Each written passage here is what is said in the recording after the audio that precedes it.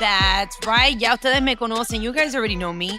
It's your girl, Amara la Negra, and you're listening to Exactly Amara, a production of iHeart. And thank you so much for tuning in. Como siempre se los digo, mira, don't forget to subscribe, okay? Don't forget to subscribe to the podcast on your favorite podcast platform, whichever it may be, and rate us those 5 stars. Leave us those reviews. Head over to the YouTube channel where you can also watch and listen to the podcast by searching for My Cultura podcast and clicking on Exactly Amara. I always want to do episodes that are impactful, episodes that connect with the people that are listening, that connect with you guys, because I do this for you, by me. Pero I do this with so much love. And today I really want to explore, the complicated question of life, love, and everything in between. Today's episode is a deep dive into a timeless question: loving versus being loved. Which one feels better? Which one are you? Are you more of a lover, or are you more of like, love me, love me? And if you are a love me, does that make you selfish? Bueno, loving and being loved are two sides on the same coin, because it's all love, no bad vibes, pero the energy feels different.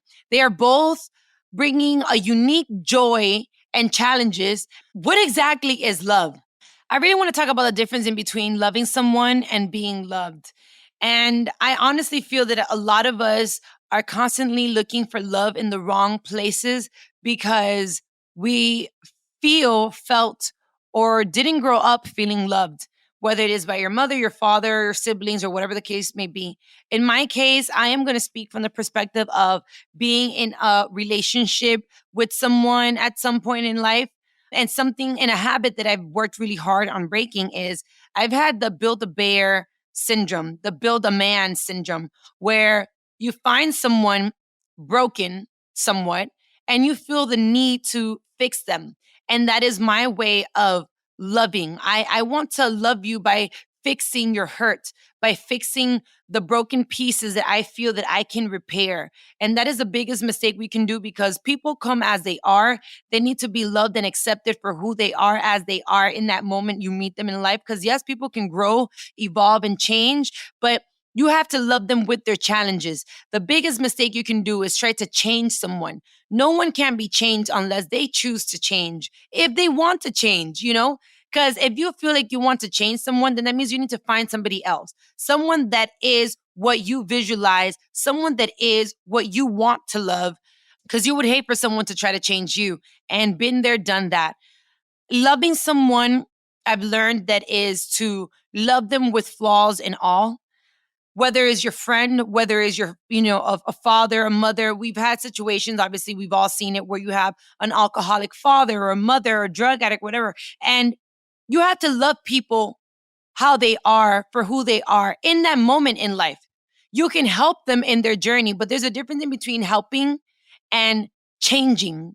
And a lot of times we feel that we do it with love, so it's okay to change someone, and that's not okay. We all express our sense of love for one another differently. My mom shows me her love, obviously through food, because it's a very Latino thing. She shows me her love through food, but she also shows me her love through being really hard with me. She expects a lot out of me, because in many occasions, they can see things that we can't see for ourselves. And that also happens when we feel that, I am going to love you by trying to change who you are. And I am going to change you by forcing you to see the best in you. And we don't all receive that love the same way. And also, when it comes to being loved by, what it is to be loved as a Latina, or from the Latino perspective in many occasions, when it comes to relationships, we've seen that there's women that have accepted, and men as well, that have accepted this love that can be very toxic. I love you so much that I am going to change you. I am going to treat you with this masculine love that can become toxic, that can become hurtful. I like those relationships where they slap you and then they te pasan la mano. That's just me, because I love you so much. I have hurted you. Or because I love you so much, I did this. And we, in many occasions, are in so much need of love that we accept the wrong type of love. Does that make sense? Mira, I'm going to speak from my perspective. I've spent in many occasions that I was raised without a father, and that affected the way that I see love from the male perspective. I've been in many relationships that have been toxic, that have been not healthy, but looking for that love and acceptation. Like, I want you to accept me. I want you to want me. I want you to embrace me. You accept things that obviously are not good for you, that shouldn't be tolerated, but you're always seeking to be loved, right?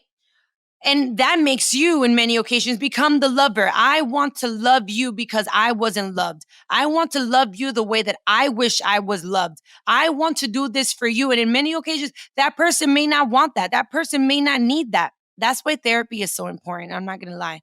The older I become, the more I understand that finding a professional that can help you really is important. When we love someone, we experience the incredible feeling of nurturing, caring, and providing support. When someone loves you, it's a beautiful validation of worthiness, and it can boost your self confidence. And that's extremely important. And we have to appreciate those people that put the effort into trying to show us how much they care about us. Because in many occasions, when we're not prepared for that, what we can do is push them away. A lot of us don't know what it is and don't know how to accept and receive being loved by somebody else. We can push them away without even noticing. And I really feel that those things can come from traumas from our earlier ages of how we were loved, how we were treated. Even in school, it could be anything. It could be one traumatic situation can affect the way that you perceive love from your family, from your friends, from your loved ones. All those things really do matter.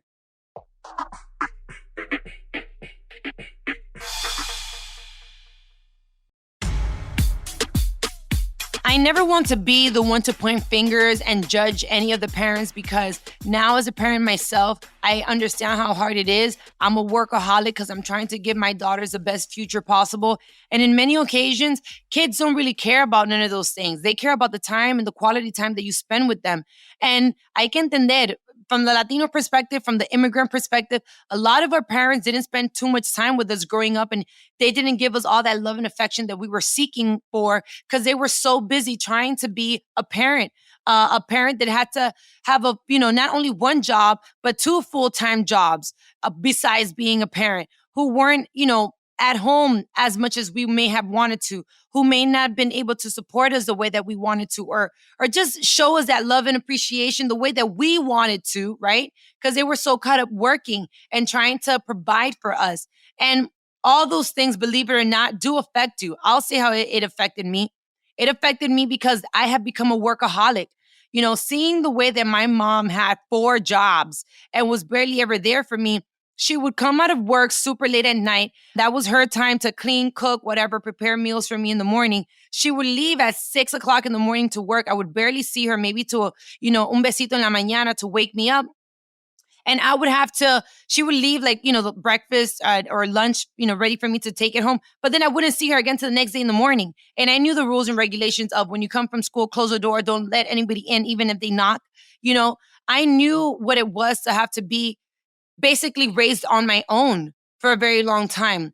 And it was her way of trying to find ends meet. As an immigrant with no documents back then at that time, she had to figure out ways to financially stay afloat with a child. And at that moment, maybe I judged her. Now, as an adult, I thank her and I respect her for the grind, the hustle, the things that she had to do. I think that sometimes we can be very ungrateful with our parents and not, give them their credit for all the hard work that they had to do to raise a child in this world in these times. Things have changed, It's not like back in the days when la vecina, el vecino, whatever, your neighbor would be like, óyeme, cuídame a la niña, cuídame al niño, take care of my kid for a couple of hours, I'll be right back. Those days is gone. You have to figure out who, what babysitter, what nanny, what daycare center, whatever it is you have to do in order for you to go out, work, hustle, grind. And unfortunately, all those things, the way the society is set up can affect the love and support and the structure that you feel from your household, from your mom, from your dad, the quality time that you get to spend. And in many occasions, as you grow, you try to find that and replace that love in other places, whether you do it with your friends, whether you do it in relationships, or whether you do it with other things. We see people that, try to fill up that void with drugs, alcohol, with sports, with dance, with games, with whenever we feel that we're not loved, whenever we feel that there's a gap, whenever we feel there's a space missing in there, we usually try to fill it up with other things. All the things that I personally have suffered and been through, because everybody in life has gone through their own stuff. Let's be clear about that. Nobody's perfect and everybody is struggling with their own demons in one way or another. Nobody's life is perfect, no matter how perfect they make it seem through social media. Everybody is going through their things. There's a lot of people that portray to be, so happy and have a perfect life outside the exterior of them. But when that door closes, they're really looking and searching and seeking for love.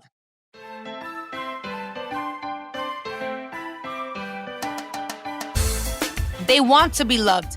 In many occasions, like myself, as an entertainer, I am accustomed to giving of me. I give my voice, I give my talent, I give my personality, I give, my body, I give my image, I give my charisma, I'm a giver. But in many occasions, because I give so much, people don't worry about pouring back into my cup. People don't worry about maybe she needs love. Maybe she needs to be, maybe she needs back. Nobody really worries about that. And that's, in many occasions, even when you see artists that, their life changes and their life shifts and many things may occur, is because you become so used to giving that your cup gets empty, and you also need love and you also need that support.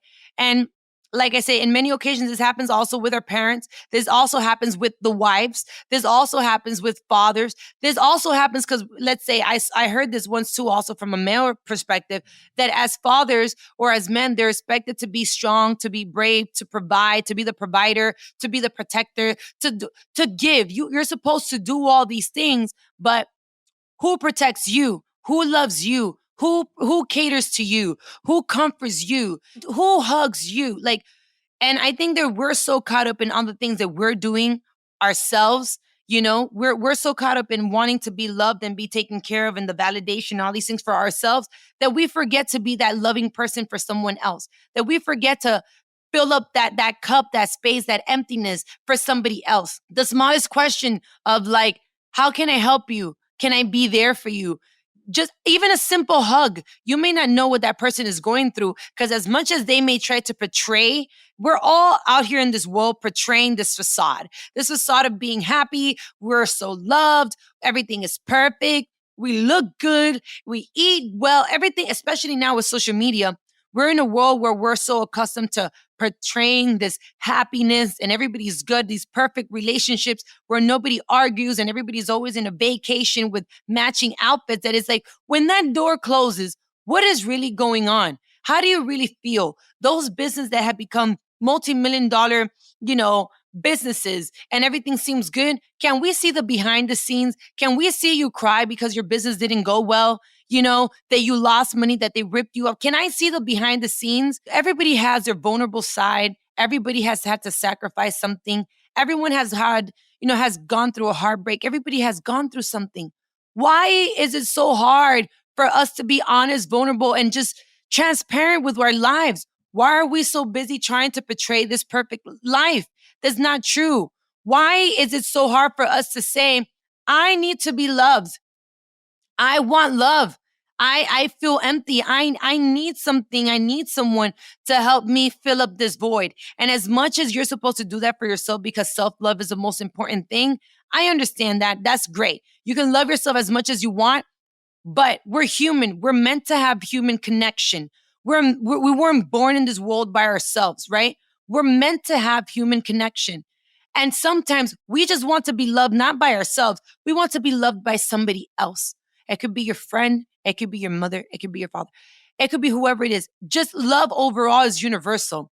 You may not speak the same language, but you can feel what it is to be loved. And it could be from the smallest things, as, like I said, my mom loves to love me, loves to love people through food.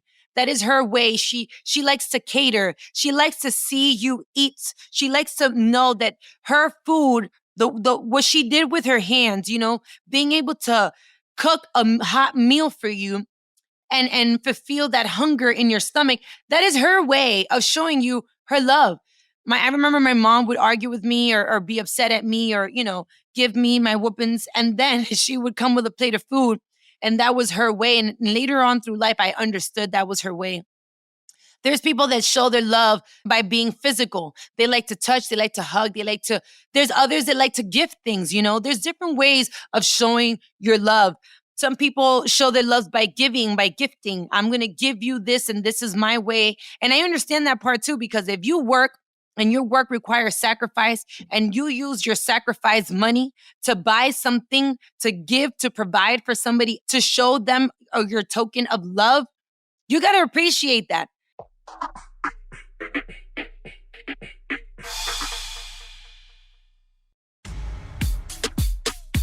I think it's also important to know overall the people that surround you, how do they love to be loved? And I also think it's important as that other person on the other side, use this conversation that we're having right now for you to bother to take time to ask somebody the simplest question.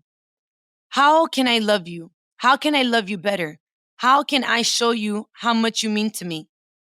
I know it sounds really corny, but you have no idea how that simple question that can feel awkward can change somebody's life, can change your relationship, can change the dynamic of the situation or the life that you're living at this moment. The smallest question, I know it feels awkward. And if you are an awkward person like me, that I'm socially awkward, text it. Maybe texting it makes you feel more comfortable. Out of nowhere, out of the blue, how can I love you better? I think it's important to ask each other, how can I love you better? What can I do to be a better person for you since I am part of your life? And honestly, there is no one size fits all answer.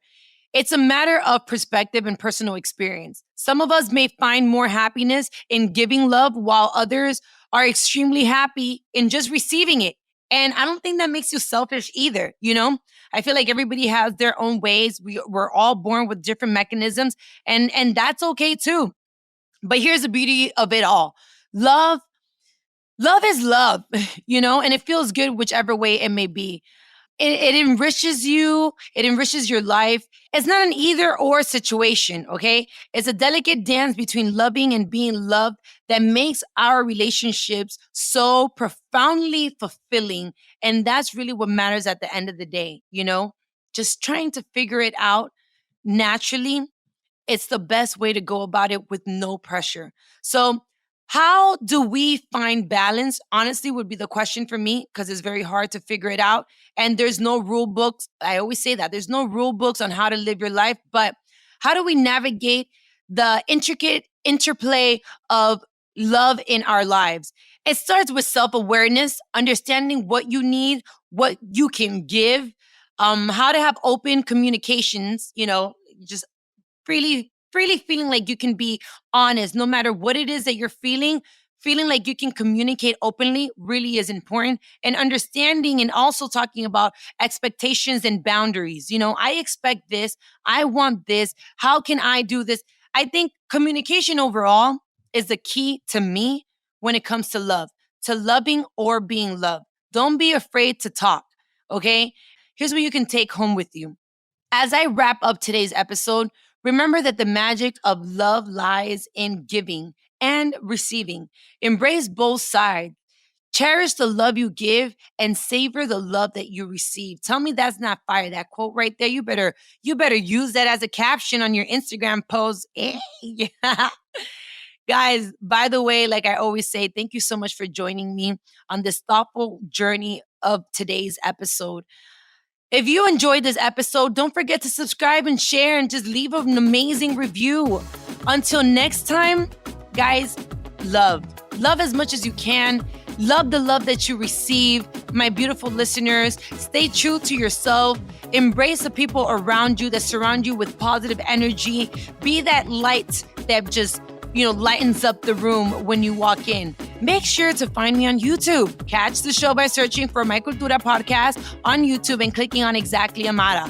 Follow me on Instagram at Amara Negra, ALN. And como siempre, you guys already know, this has been a production of iHeart's My Cultura podcast network. And for more podcasts from iHeart, visit the iHeartRadio app, Apple Podcast, or wherever you listen to your favorite shows. This has been Exactly Amara.